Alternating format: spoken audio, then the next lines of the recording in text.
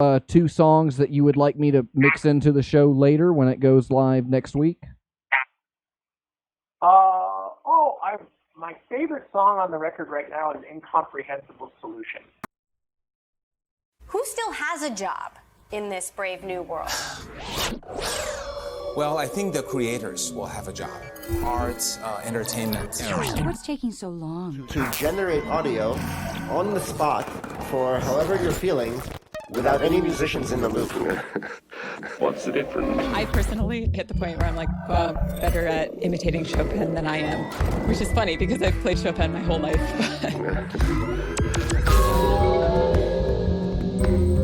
It's got a generator, and it's got a discriminator. One's job is to generate data. The other's job is to look at what the generator generated and discriminate it. And say, this is real, or this is fake. That's what it does. This is an example of a sentence. This is an example of a sentence. We can generate music sounds. You let them evolve the same way nature evolves. Totally random. It doesn't know. Change something, see if it works better than human intuition. Yeah, it's amazing how quickly you can evolve algorithms that work better. And then you actually have rules where nobody knows what the rules are. Just a woman's haircut for now? Jag förstod det man började inte ta. We watched for about 5 hours. The avocado is a pear-shaped fruit with leathery skin, smooth edible flesh, and a large stone. That's not a real sequence of notes. That's fake. There's a way to measure the acute emotional intelligence that has never gone out of style. There's a way to measure the acute emotional intelligence that has never gone out of style. And the other thing also was there's a way to measure the acute emotional intelligence that has never gone out of style. The whole point of this process is taking so long. The next time the data is going through the generator, it's taking so long. Never gone out of style. The generator becomes so good that the discriminator cannot tell if it's real or if it's fake. There's a way to measure the acute emotional intelligence. The discriminator cannot tell, and that's what we're trying to do. So there's an opportunity here for us to lose all trust in images and videos. The point is not the discriminator. The point is the generator. That's what we want. This is an example of a sentence. We remove the discriminator. This is an example of a sentence. We take that generator and we just start generating content, pieces of music that we can then play. Where we can automatically produce this stuff and it sounds good enough for people to actually use. The end of evidence of anything. Which is funny because I've played Chopin my whole life. Here's our generator. I just ate it. Here's a discriminator. Here's the real. And here's the fake. And at the end, somehow, its intuition was both different and better. And it decides by itself.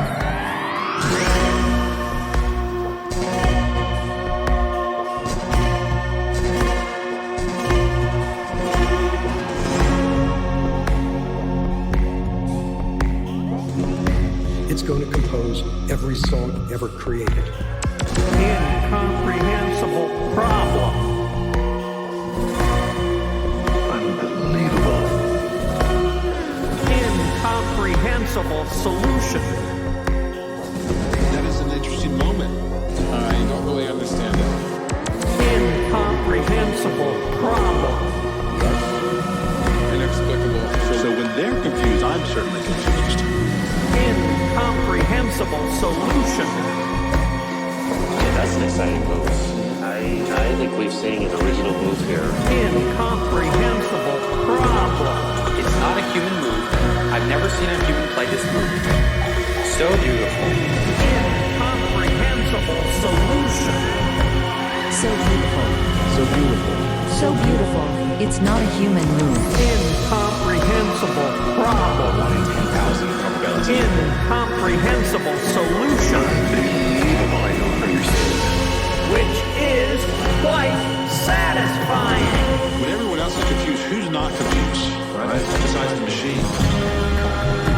We should assume that the technology is neutral. True or false? Incomprehensible problem. Incomprehensible solution. Which is quite satisfying.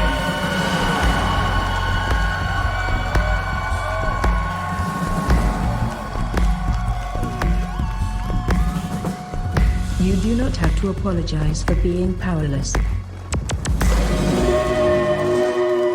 Take a minute to think about it.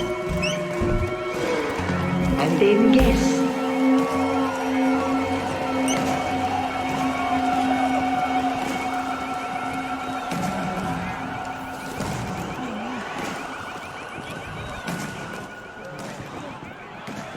I just hope he's okay. He still seems to be alive. I think he would have had the headset off by now. Get some rest, get some water. Maybe this is an awareness thing we can work on. Can you hear us? Can you hear me? Can you hear me?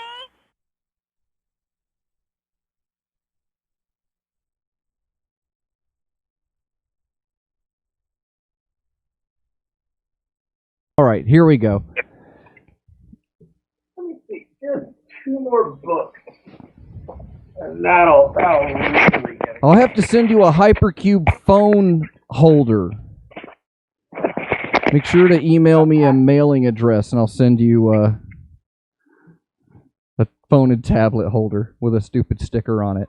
That's the most clever merchandising ever, because iPhone holders are something that I never saw them becoming this much a part of our lives. Well, and I think that'll play into what we're all talking about. Oh, I'm getting a little feedback here. Is that on me? Don't know where the noise is coming from.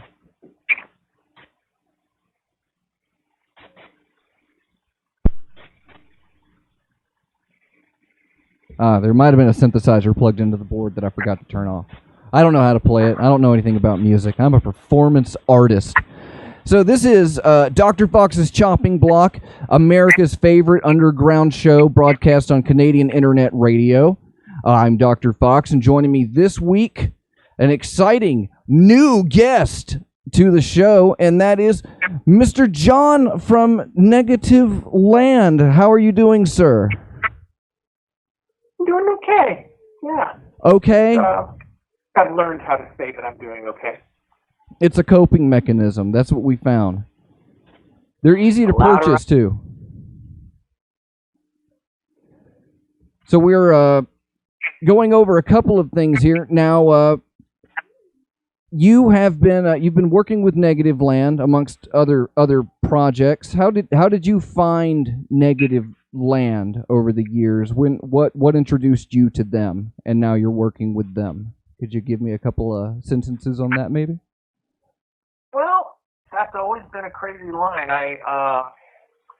I discovered their radio show in 1985 when I was 15 years old, just channel surfing around in Walnut Creek. The Berkeley radio station KPFA came in loud and clear, and it was the bridge to the look outside of Contra Costa County. And I thought I had channel surfed into a spot between dials where you could hear 3 stations going at once. And I began recording because I couldn't believe how crazy good it sounded, like that accident. And then slowly over the course of about, I realized that actually it wasn't 2 stations at once. It was supposed to be like that. And they let me call in, and so over the next couple of years, I started calling in, and sort of they grew to recognize me. And when I was old enough to start going to concerts, I talked my way into the show. So I've been sort of working with them since 1987, 1988, 1989. Muscled your way in. And there have been lots of side projects. The Chopping Channel has been a collaboration with many members of the group. That started around 1999. And then when Don steps down from touring around 2010, that's around when I became an official member of the group. All right, so that's a decade on you professionally. That's on the resume. That's on your LinkedIn, 10 years Negativland. And then with that, you Are you leading Over the Edge? I apologize. I haven't caught up with the past couple of episodes. It's been a little while for me to catch up on other podcasts and radio shows. But you've been kind of driving the ship, haven't you? It's me and K-Rob, who is another sort of Subgenius affiliate who does a lot of the live mixes with Dr. Howell when Dr. Howell plays live. Sure. And he's had his own radio shows for 20, 30 years. And he's one of the other great collectors of Over the Edge. He really knows the show inside and out. So he has second and fourth. He has first and third Thursdays. And I have second and fourth. All right. So, yeah, you found something interesting. You found something that you couldn't believe. You have what almost is like you tried to record evidence of an alternate dimension.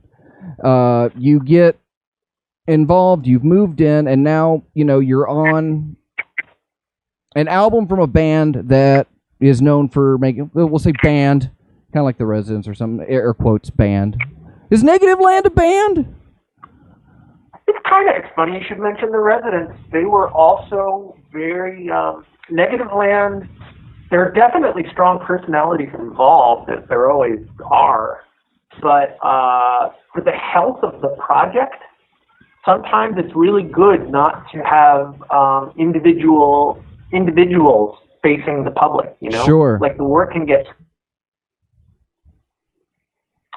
I don't know. Yeah, there are... It's a little bit more obvious now. Like, as I grew to know the band, I definitely could tell who and what forces were contributing to individual albums. There are definitely always dominating personalities and themes, but then you blink again and it doesn't really matter how the sausage is made, Like, the ideas are the ideas, and it always sort of comes out like Negativland. So even now that I certainly wasn't involved with any of the records before 2016, but you did work with True False. Yeah. True False was sort of I was the Pro Tools person, but and it required sort of a lifetime of work. Like, a lot of what's on True False is the last 25 years worth of stuff that Don did for Over the Edge that never made it onto a negative. And I knew the radio show really, really well, so it kind of took somebody who knew Don extremely well and was able to pull all that together from instinct, rather than as a research project. So who's suing you now? We forgot to release a complimentary promotional tie-in lawsuit with True False. And we can't help but notice the effect on sales, Why do people really love us? Is it the music? I don't think so. I think it's the concept. So, no lawsuits with these new records. No, sorry. Well, with new records, the new record is called The World Will Decide. Is that correct? The World Will Decide? Yeah. So what will the world decide? The last album, it wasn't. It was just kind of a statement. This one's like saying there's a thing. Is there an answer? Is there a subject matter? Is that the record itself? What is the world deciding? Well, maybe the first one was the question, and maybe this one is the answer. Except that the harder you look for an answer, the more that answer will slip through your fingers, Grandmaster Tarkin.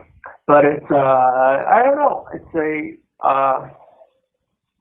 what is the world and what is the self? These are some of the shockingly pretentious questions we find ourselves asking on this new record. And it seems like the record, it's a lot of questions. I felt like the last one was actually a lot of, and I'm sorry to interject here. I felt it was kind of, it was melting the North Pole and things like that. It seemed like like a doxing. It was like a release of information. Like, here are the facts. And this album, as I've heard it several times over the past few days, and I've really enjoyed it. Feels like this one's got the questions though, and that was kind of just how I've perceived it so far. Sorry to interrupt there, but Well, in some ways, I always felt that the last one was more. You're right. The melting North Pole, the environmental issues that are sort of relentlessly pounded into your head in an almost too blatant way on the last one. The last record, well, there's a whole bunch of stuff on it, but that seems to be more the question. Like, the overall theme is just the post-Kantian breakdown of objective reality and how increasingly we seem to be left in our own heads wondering what is true and what is false. And yet, in the meantime, what's actually real? There are finite limits to our natural system. There's a limited amount of food. There's a limited amount of energy, and these issues are definitely tapping us on the shoulder. So if there's something that is true and false, while we're arguing about it, we're all going to be finding out what's true and false sooner rather than later. But I thought the last one was more the question. Even though there's more insanity and neurosis and paranoia on the new record, what this one I sort of felt was about was, it was like the experience of living online and what it's doing to all of us. And in some ways, living online, there are definite business models at work that prioritize what we see now more than ever, even though what social media seems to be pretending to do for us is connect us, show us more of the truth, show us what we want. In fact, it's more subjectivity for us than ever. It's finally the dream of, individuated television programming for every channel. And we are stuck there. So the record sort of seems to be locking us into our own heads, and yet at the same time, the new record, I think, I was hoping that it was going to be the answers, not the questions. The reason why we're wondering what's true and what's false is because of the business models of the platforms we're using. That's scary. It is scary. So this is a statement album. This isn't there's often on albums with Negativland, but there's always kind of a theme, and there's always been advertising and that's from a goofy fan perspective. But you have dyspepsy, and then you have thingmotactic, things that are two entirely different beasts, and you have escape from noise, which I felt the last album there was a lot of it. For me, it was like a best of collaboration, and there was this escape from noise feel to it, and these big 10-8 callbacks with the weatherman, which I hope he's doing well. By the way, I see his Facebook pictures, but I don't know if he's just trying to manipulate me. But I hope the weatherman is real. Nose. That really is his nose. His Facebook account erases the line between performance and reality more than most accounts, doesn't it? He's more honest than most people are, and yet he is always kind of performing, and yet it's all real. It's all really him. So yeah, he'll be okay. They got all the cancer off his nose. That's good. I'm relieved. That makes me feel a lot better. I worry about that weatherman.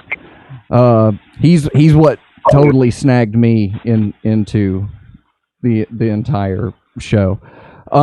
So we have a digital world, we have a virtual world. Maybe, but there's two worlds deciding there. But you released this album on vinyl and CD, and I was able to pick it up on a YouTube subscription. So there's kind of a whole spectrum there. And while I think it's a good sales model, I think it's interesting that you would release everything like that when you're making the statements that you guys do. Do you own any smart devices in your home? Are you bugged? We didn't release it on YouTube ourselves. A fan uploaded it to the internet. So, Negativland topic, whenever you see your favorite band with a dash and the word topic after it, chances are they're getting paid, but, they're not necessarily involved. Oh.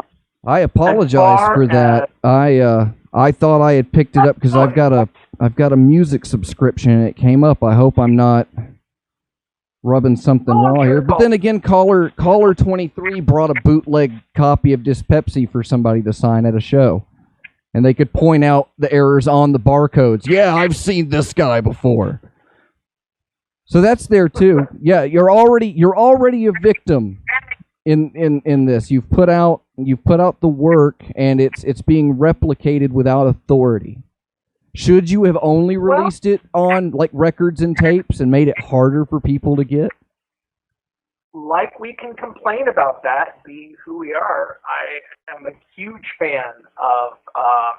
I spent a lot of the morning looking at Keith Fullerton Whitman's totally illegal uploads of Romanian electronic music from the 70s and 80s that he released illegally under his Creel Tone label and then uploaded under his own name to a YouTube account. And the Nikolai Brindis record is some of the best orchestral electronic collage I have ever heard. And I can't believe it's got something like 300 views at present. And it's really weird that like the view count is built into your experience of the music before you even hit play at this point. But I'm not complaining. Like this, I think, has always sort of been a subliminal part of how we consume music.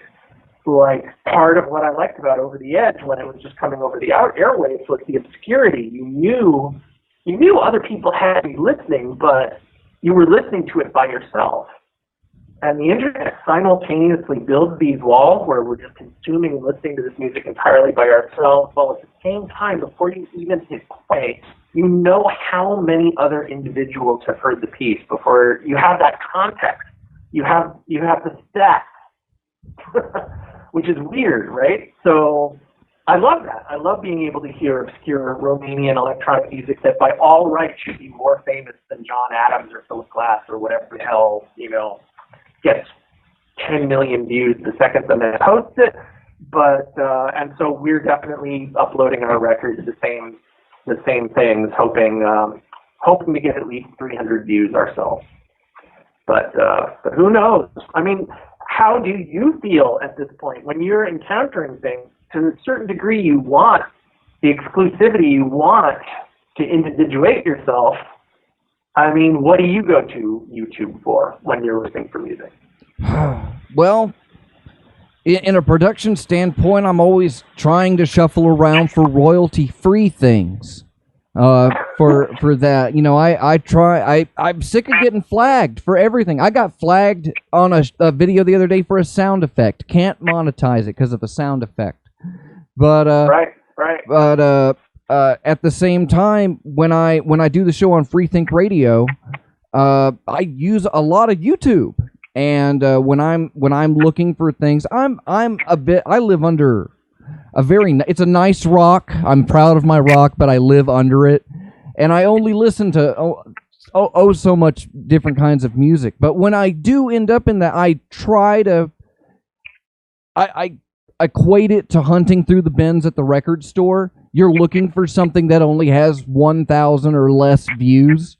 I found but here's the thing. I found a Reddit group where they farm that stuff. And, it's like they're like, here's something of note, but it has less than, I think it's 2,000 views. And they try to abide by Safari rules, don't share it, don't leave comments, just go in and give them your view, and see if we'll see it. Try to go. At least that used to be the case. Not so much anymore. Now everything just is like people are going there so they can find weird stuff to put on their accounts and get free content. And the people that uploaded that original thing will never see anything of it because nothing will happen. I'm looking for websites that provide content with no exterior links. I've seen that. No, and there are those fantastic websites, like YouTube things that find YouTubes that have under 5 views. So every single thing you watch, you are one of the first 5 people to see it. Sure. And those YouTube content is usually spectacularly weird.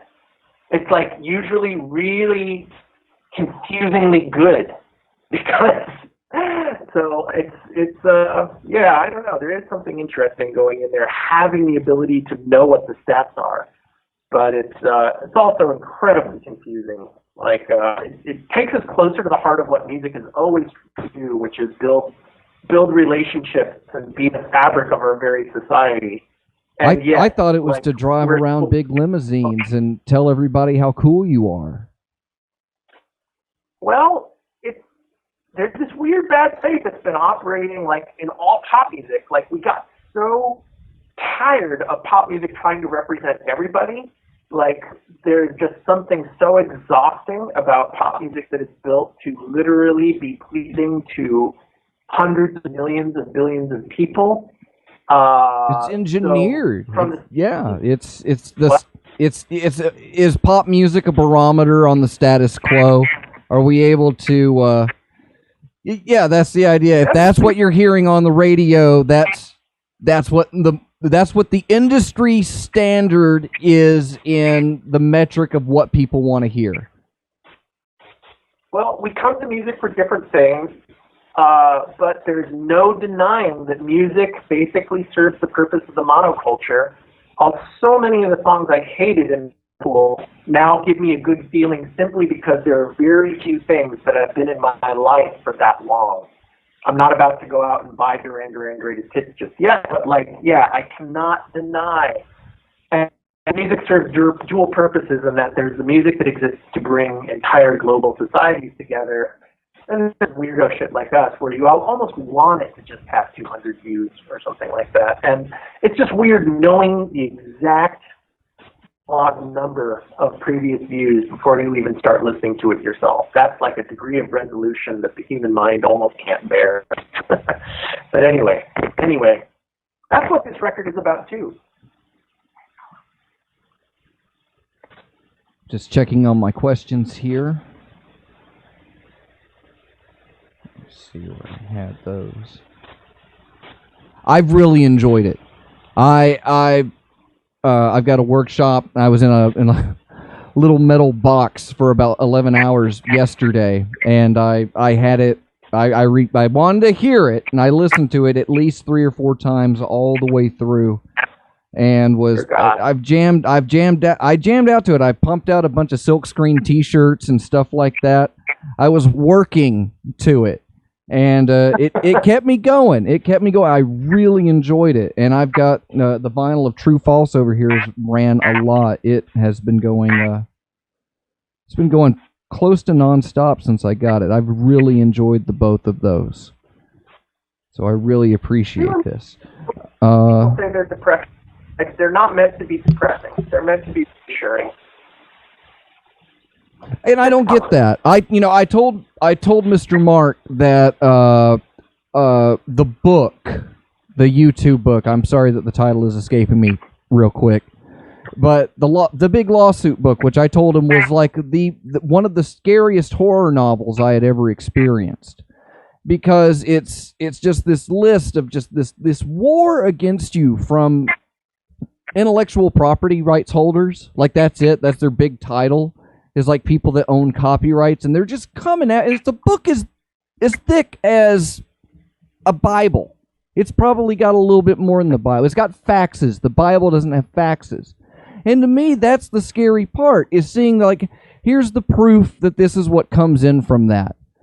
And now more than ever, I feel like those same guys, they're begging. The content song was enjoyable.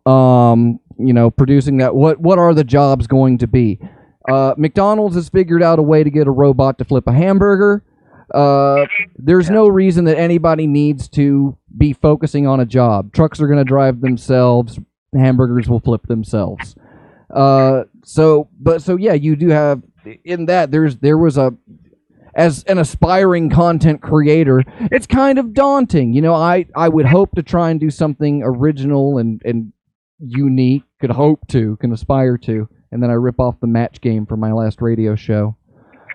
But I see now I'm rambling. I apologize. No. This is interesting. I mean, how much of a living are you able to make from your monetization? I mean, is that open to conversation? I don't mean to. No, by all means. I beg and plead. I have a Discord that I try to maintain relationships with the listeners and friends and fans, and then I have a Patreon. And every week I beg them for money onto the Patreon. And the Patreon is actually what's paying for my warehouse where I'm making the merchandise and selling that on my own website, Pack Slack. So, and that literally got incorporated on Monday. Like, these things have been unfolding here for like 8 years for me. But I'm heavily reliant on my producer and wife. But she encourages me to do this, and I'm trying to build up this model and everything like that. But there's a lot of other people out there doing it, and a lot of them are going the pop music route. You know, it's slow motion videos of cats hitting a wall just over and over and over again, and I can't compete with that.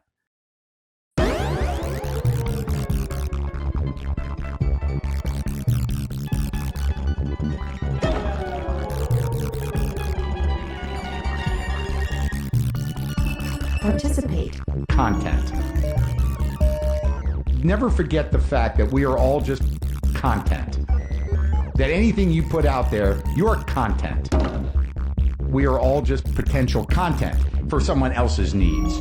I think people are happy to participate. There's just, hundreds of people rolling their dice, throwing their hat into the content providing ring. Content. Forever. Make it mandatory. Content. You don't have to pay people to participate. Your content. You're forced to participate. My content. You're forced to participate. Content is eternal.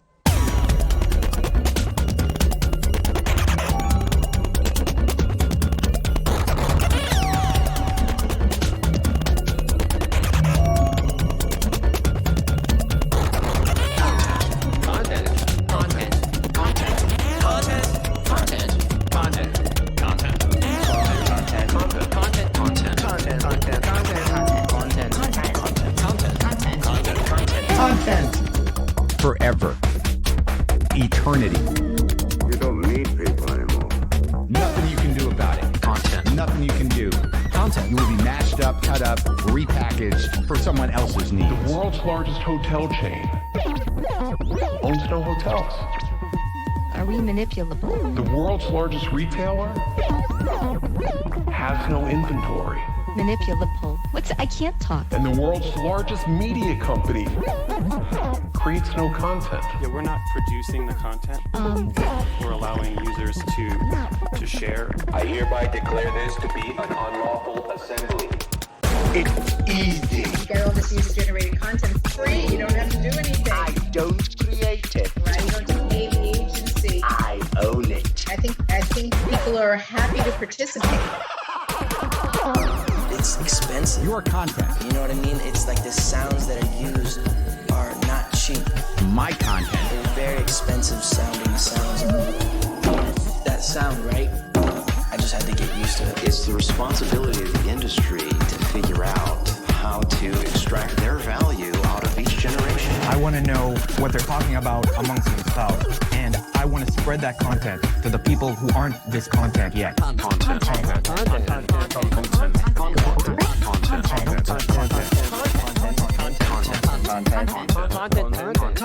100% of the growth is going to companies that don't create any content.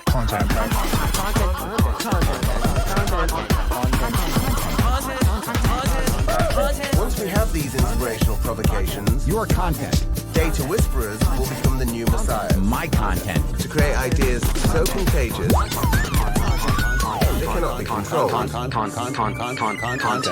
I like being in the vortex. You got no control over it, man. It's eternal. When I'm in the vortex, I like being in the vortex. When I'm in the vortex, I want never to leave. When I'm in the vortex, I love the people who help me put stuff in the vortex. We're allowing users To participate. Clearly, you're in the vortex. It feels good. Your words reflect. It feels like clarity. You're in the vortex. It feels like power. That's it. Participate. And it will be my eternal quest. Eternity. To give up whatever I have to give Your up content. in order to spend more of my time Forever. in the vortex. No one can compete with cats. It's got me scared. That's why I have to call on, like pros, like big time celebrity hotshots to get, a leg up. So I can sell some more t-shirts. Not that. We are not that, because this is oh boy.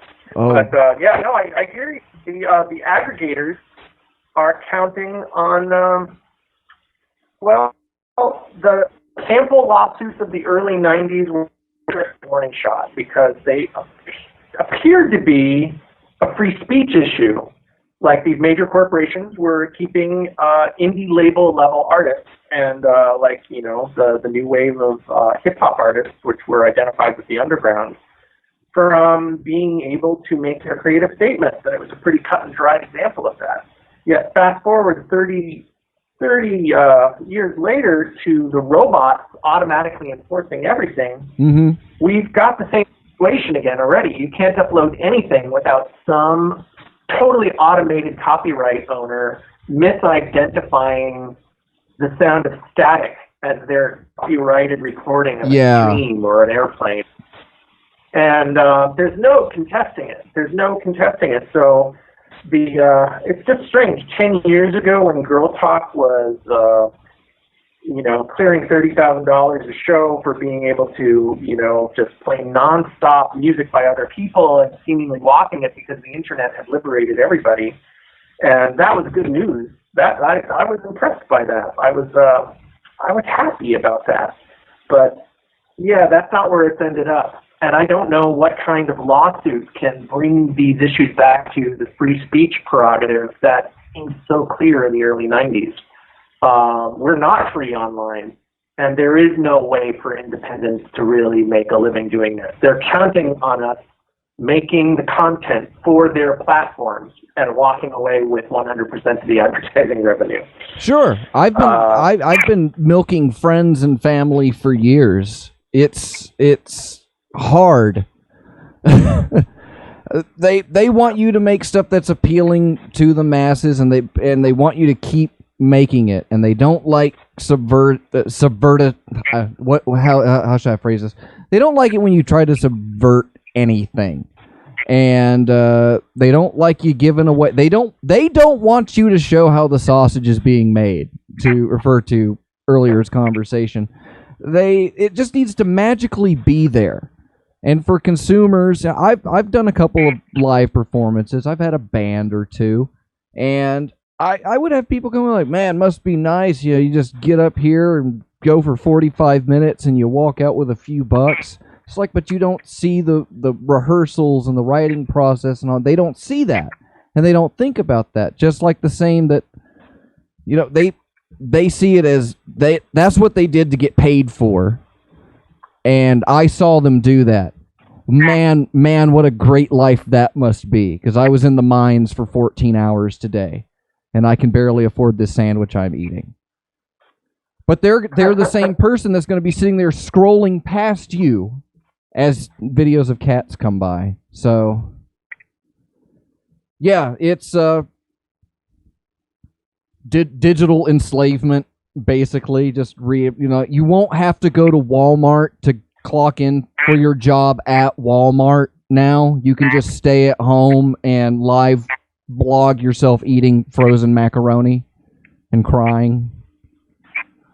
Facebook loves it when you go on Facebook and complain about Facebook. It's it's all the media literacy techniques that seems to be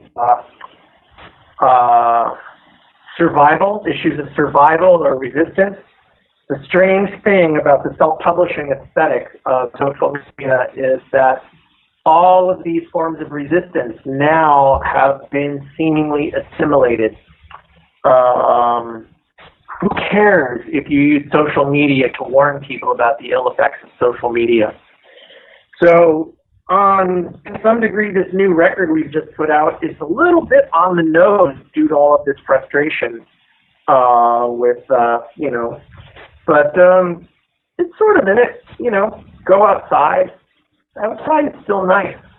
Not necessarily an indoor mall currently with this degree of infectiousness, but hikes are still safe. I guess that's what the record was trying to say. Take a walk. Negativland says take a walk.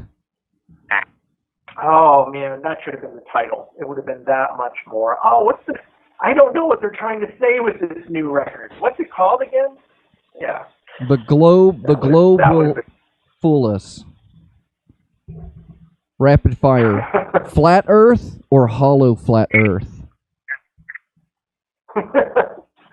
Where do the reptilians live again? They live in the cream center of the hollow flat Earth. I have a question here from caller 23. He's given me a couple of them, but because he's insane, I have to make sure that I pick the right one. All right. After listening to Familiar, I'm hearing a lot of traditional experimental, and I'm hearing zero dubstep. Would you say that dubstep or other hard forms of techno sound like that are even experimental? Was dubstep or industrial music, like maybe Throbbing Gristle, ever experimental? When does a new genre... No, I'm going to read it the way he spelled it. Genera. Does a new genera cease to be experimental and start to become a standard? Yeah. It's curious. I haven't heard Throbbing Gristle used in too many bank commercials yet, unlike Burial or something. Like, that stuff was sort of instantly assimilated into the kind of music that easily sold things. And I still haven't seen blood on the floor, like, in a Merrill Lynch commercial. But Throbbing Gristle, I still listen to those records. And the thing about Familiar, if you're talking about the record I did with Dieter Mobius and Tim Story, it's, Dieter Mobius is he's a legend of electronic music. And when I was growing up in the 80s and going to the electronic music sections in stores, you could find 10 copies of every single Terrible Tangerine Dream album. And you could find, all these Klaus Schulze records, and you could find a lot of really terrible electronic music. But it was really hard to find the Cluster record. Dieter Mobius was half of the band Cluster. So, yeah, I don't know. Those records never wore out for me. Like Cluster and all the Cluster solo records, I still listen to those constantly. They still sound really experimental, and I still haven't heard them on many bank commercials. So I guess it's not surprising that my record with him doesn't sound like dubstep. But thank you for listening to it. He's got two more here. I feel like one was tying into where I was going a little bit earlier. Do you have any smart devices in your house? Do you have any Alexas or Siris, or are you bugged? I have a lot of. I make a point of turning Siri off on every single one of them, but that is not to say that I have control over the microphone. I do use Facebook, but I use Facebook on devices that are old enough where I can still use them on the browser, where I can visit Facebook entirely on the browser. No, I don't. I don't like Alexa or Siri myself, and I wouldn't have them in my own home. All right. Nope. But I'm in a band with somebody who works on Alexa sound design. The band Sagan. I was in a tribute to Carl Sagan, and my friend Levin Blechtem is. She works on the sound design team at Alexa, and she's actually morally responsible for some of those sounds. Man, grabbing a drink with work friends with you it could be a tense experience. The Bay Area is weird, where there really are a lot of. I haven't been able to have a corporate job for the last 4 years, but I managed it for a while, and it was deeply confusing. How is no idea. How is the Bay Area now? I only hear what I would hear on mass media, but it feels like I hear the word here in Central Florida, gentrification, a lot, even though it's a lot of empty swampland just being built on. But you're in an urban area, you're in a dense urban area, and it's been known for. How can you be a bastion of counterculture if that means that enough of something is going on, it's creating a culture? It's counterintuitive, but you've got that. So how is the Bay Area now? Are these records maybe a representation of that? Is that what life is like over there? Yeah, the last record is definitely self-portraiture of when you drive up and down Route 101, you see billboards such as "Cast humans from software," or "Data is the new." What is it? Life data is the new electricity. Ooh. Yeah, like sort of these weird corporate slogans advertising things, and you're not even really sure exactly what's being advertised, except it always ends up being like Salesforce or admin software. You know, it doesn't get much more clearer than "Cast humans from software," what people are up to out here and where the money is. And there's always idealism under the surface. Like, I think it's really great that we're going to be able to have apps that tell you whether or not someone is lying to you on a date, or can gauge the emotional honesty of their smile before you decide whether or not to fall in love with them. Like, this is what I'm working on. This is the app that I'm working on. You know, these things might seem altruistic, but they are also deeply systemic in ways that we can't quite ever trick ourselves into believing that we can stay on top of. They're just making what the people like how want. Much actually give away. Sorry, go ahead. No, I'm sorry, I interrupted. I keep I'm not the funny one. I just make all the funny comments. The funny guy, he quit. Yeah, I miss him. Let me see here. I know you're tight on time, so I think I don't know. Should the general public be weary? Oh, man. Should the general public be weary of the wealthy?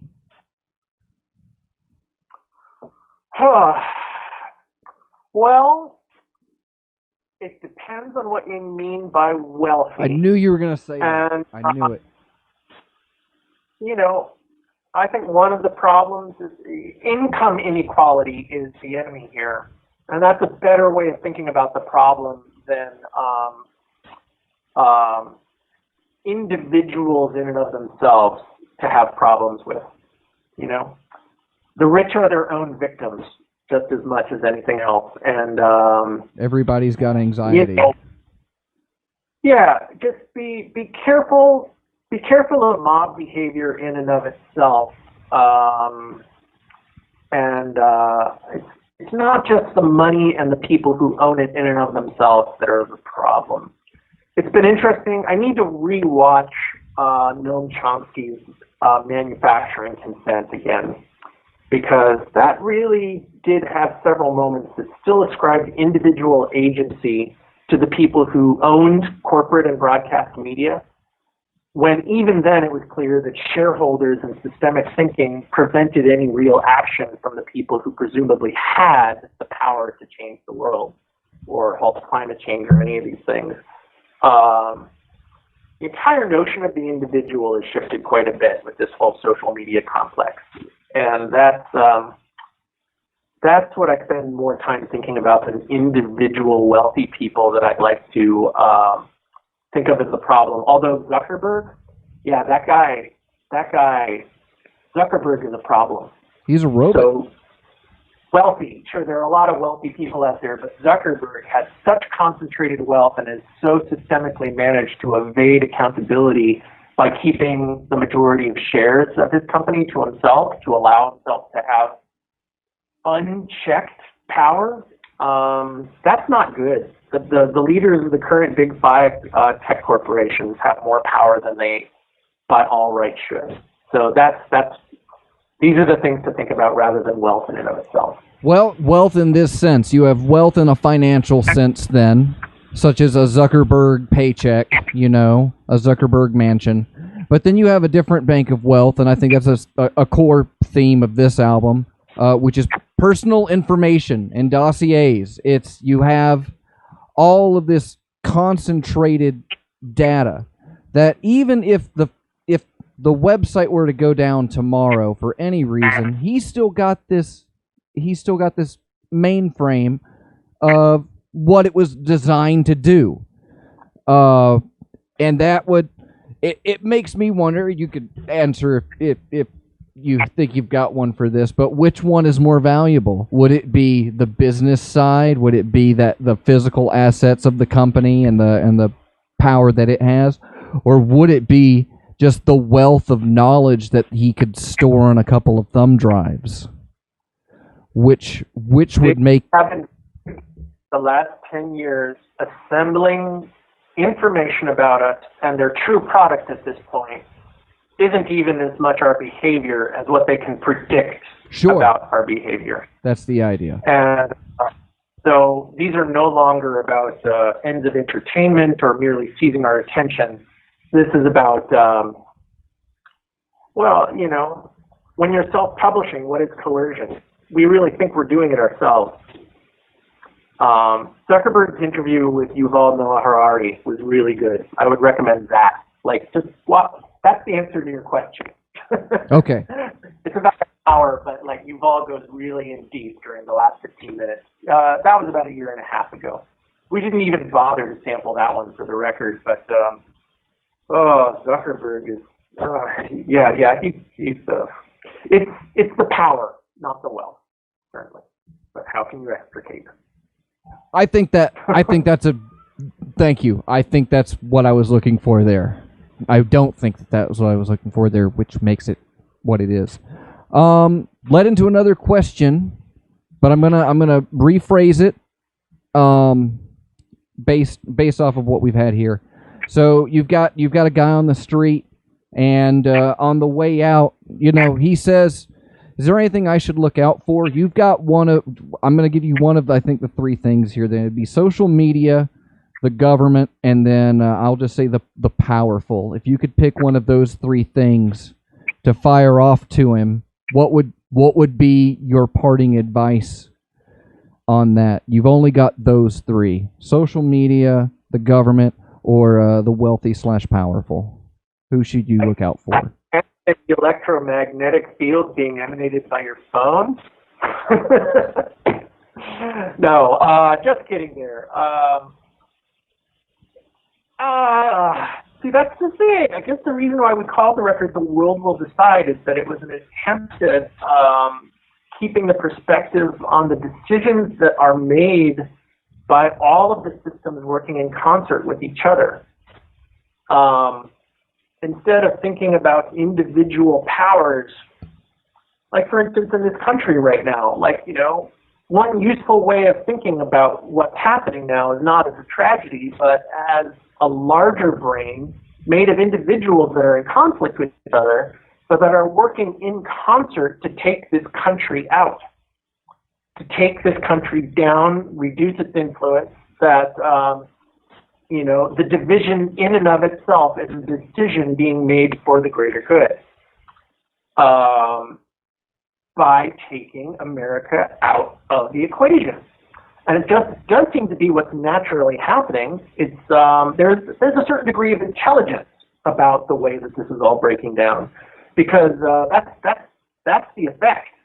It's what neither side on the ideological struggle working to make this country survive is interested in, but it's the world deciding. as we watch it all go down. So I don't think I can answer the question by picking one of those three. It's, I would just go back and say the world is making a call. Keep your head up and your eyes open. Yeah. It's a warning. Do you have time for one more? Yeah, that sounds good. Okay, I've got one more from caller 23 here. This is project-oriented. I've noticed that you have a couple of pieces of code associated with the new album, including a Chrome plugin and an Alexa extension. Code is another area where copyright infringement is rampant, and cutting and pasting of other people's code into your own creation is very common. Can you comment on the similarities and differences between code and music as artistic forms of expression, and do you see coding becoming a bigger or more expressive art form? Well, it definitely already is. Like, I have been obsessed with the people who, what is the name? I can't remember the person's name, but the person who as early as the mid-60s realized that the ways in which computer language was constructed inevitably led one to moral and ethical decisions, and that the morality and ethical imperatives of computer programming were already at a breaking point. We see this today when we talk about like rolling back the use of the terms master and slave from computer languages, and whether what it says about us that these terms exist in language itself. Sure. Yes, my friend Steve Heiss, who runs the server that I still check my email on, ran open source workshops in San Francisco in the late 90s, thinking that it was a revolution that was going to make profiting from selling computer programs impossible. And what he found instead was that corporations love the idea of open source coding and love open source, love all of this free code.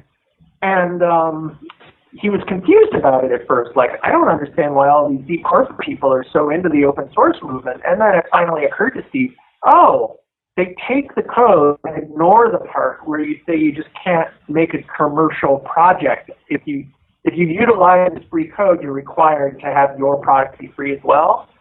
Powerful corporations simply ignore that part. And working for DigiDesign and working for Dolby, the number of times that I was aware of code getting built in that was ostensibly open source, and then the hand-wringing that would result from how to go about the fact that this inextricable code, do we rewrite it? How do we rewrite it? It's pretty basic code. Like, no, corporations just basically take things. That's what they do. They love it when people make stuff for free and then simply are unbeholden to the ethical contracts that try to guide people towards moral use cases. But it'd be great, and the lessons are still there. They're still just because those corporations do right things doesn't mean that the people who are working and who define ethical programming use cases aren't heroes. And Joseph Weizenbaum, the person who wrote Eliza, and very slowly realized that the issue with AI and automation of human labor the question wasn't what human jobs can machines take over, because machines are going to be able to take over the easiest ones happen first. The question is, what jobs should machines be allowed to take over? Because if we don't figure out what those jobs are that we need to do ourselves in order to stay human, then these jobs are just going to be replaced, and one can say that that's already been happening. Sure. But most of my favorite music this year, as far as the difference between code and collage music, the Google OpenAI SoundCloud account that have been using code to gradually ingest and make machine legible tons of human music and then make new files in the style of other musicians. That's been what I've been listening to most this year. And it's the next step beyond sampling. Code is already the next step behind sampling. Why take recordings by an artist and make a new piece of music out of that, have a machine listen to every single song an artist has ever made, and then average together what it thinks that artist was trying to do. It's incredibly disturbing, but it tells me more about the current world we already live in than a lot of other records that have been made this year. iTunes has basically let me know that that's the record I listened to most this year, was my rips of the OpenAI SoundCloud account. Wow. So yeah, that's and that's costing them money. You're not giving them. You're not giving them any gas to come at you with what they've got in the store. They don't know what to recommend over to you. You have to keep the robots guessing.